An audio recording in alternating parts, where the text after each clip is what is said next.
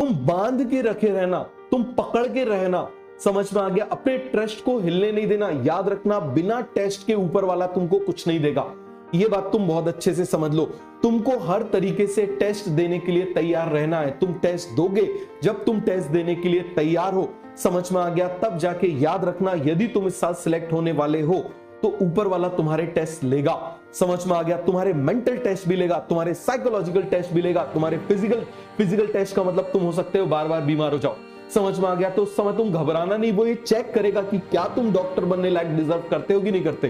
क्योंकि तुम जब डॉक्टर बनोगे तो तुम अकेले डॉक्टर नहीं बनोगे।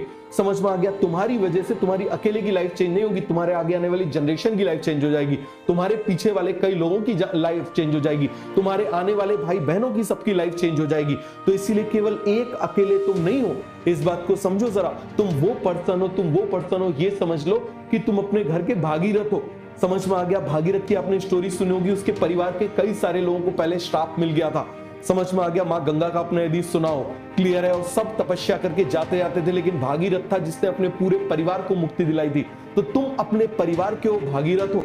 समझ में आ गया? तो यदि तुम भागीरथ हो तो तुम्हारी ये समझ लेना, तुम्हारी जो है ना परीक्षा भी कड़ी होगी। और यदि तुम उस परीक्षा में हार रहे हो, समझ में आ गया कि मुझे कोई ये बोल रहा है, मुझे कोई वो बोल रहा है, मैं बार बार बीमार पड़ रहा हूं, मुझे ये हो रहा है, मुझे वो हो रहा है, तो समझ लो कि तुम उसके लायक हो ही नहीं।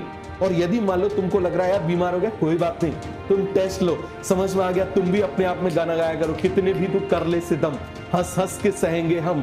समझ में आ गया? सीधे अपने दिमाग में थॉट रखा करो, कितने भी तू कर ले सितम, हंस हंस के सहेंगे हम। समझ में आ गया? ये मेहनत ना होगी कम। समझ में आ गया? क्या बोलोगे? मेहनत ना होगी कम। बात समझ में आ गया? नीट की कसम। क्लियर हो गया? आप तो इस तरीके से हो जाएगा कि नहीं हो जाएगा? जल्दी से आप मुझे बताओ जरा, क्या बोलोगे? कितने भी तू कर ले सितम, हंस हंस के सहेंगे हम। समझ में आ गया? ये मेहनत ना होगी कम, ये मेहनत ना होगी कम, नीट की कसम। आ गई बात समझ में? तो इसी तरीके से अपने आप को खुद चार्ज रखा करो। याद रखना, तुमको एक्सटर्नल मोटिवेशन की बात, मैंने क्या बोला, सारे एक्सटर्नल मोटिवेटर झूठ बोलते हैं। आजकल दुनिया का एक सीधा सा फंडा है, जितना फेक उतना नेक। समझ में आ गया? इंसान जितना फेक है वो रियल लाइफ में उतना ज्यादा नेक है। समझ में आ गया? आप ये समझना, रियल लाइफ में जो पर्सन जितना ज्यादा फेक है वो रियल लाइफ में उतना ज्यादा नेक है। बात समझ में आ गया? तो इसीलिए बहुत ज्यादा ये सब मोटिवेशन, ये सारे चक्कर में मत पड़ा करो। सीधा सा खुद को मोटिवेट करने की आदत डालो। समझ में आ गया? खुद के छोटे छोटे टारगेट बनाओ, खुद के छोटे छोटे टारगेट बनाओ, खुद को चैलेंज दो, खुद को टास्क दो। दुनिया को क्यों देखते हो? तुम अपने पापा के लिए थोड़ी पढ़ रहे हो। समझ में आ गया? तुम्हारे पापा को जो करना था वो कर चुके, तुम्हारे दादा को जो करना था वो कर चुके। समझ में आ गया? उनको कुछ नहीं करना, तुम बनोगे, तुम्हारे लिए बनोगे। और यदि जब तुम तुम्हारे लिए फील करोगे ना, तब तुमको अंदर से ताकत आएगी। याद रखना, सिलेक्ट होने के लिए एक ही चीज की जरूरत होती है, कुछ भी पाने के लिए, बर्निंग डिजायर। यदि तुम में वो ज्वलंत इच्छा है, बर्निंग डिजायर, तो तुमको पाने से कोई रोक नहीं सकता। इस बात को तुम समझ लो। बैकलॉग है, रहने दो, हो जाएगा सब कवर। समझ में आ गया? बैकलॉग ही तो है। तुम ये सोचो, कभी तुम्हारे दिमाग में आए बैकलॉग है, नहीं हो रहा है, बेटा तुमसे भी खराब कंडीशन में लोग सिलेक्ट हुए हैं। इस बात को तुम समझो, तुमसे भी खराब स्थिति में लोग थे और सिलेक्ट हुए। तो जब वो हो सकते तो तुम क्यों नहीं हो सकते? बताओ जरा। माउंट एवरेस्ट पे चढ़ना इतना डिफिकल्ट था, अरुणिमा सिन्हा एक पैर और एक हाथ से चढ़ गई, तो जब वो कर सकती है तो तुम क्यों नहीं कर सकते? वो जब इतना इंपॉसिबल टास्क कर सकती है तो तुम सिलेक्ट क्यों नहीं हो सकते? अपने आप से ये पूछा करो, व्हाई नॉट मी? तुम क्यों नहीं हो सकते?